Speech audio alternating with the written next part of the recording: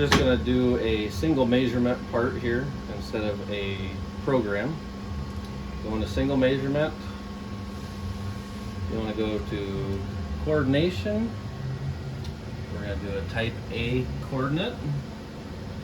And it is telling you to do 3 measure points for a plane. We're going to touch the top of the part in 3 places, pushing the measure button on the other remote. Then you hit OK. You do a line, touch the side, hit measure, measure, hit OK. Now it wants a single point. Give it a single point, hit OK. Now we have our coordinate system in there. Now if we wanted to measure a circle, we go to basic, go to circle.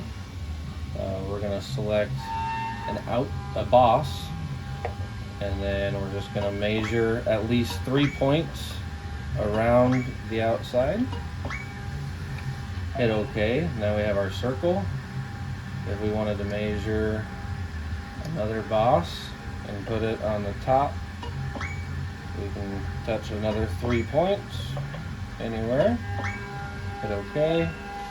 And then we can actually go to GD&T and do a concentricity of a circle between circle 1 and 2 and hit OK. And it tells us our concentricity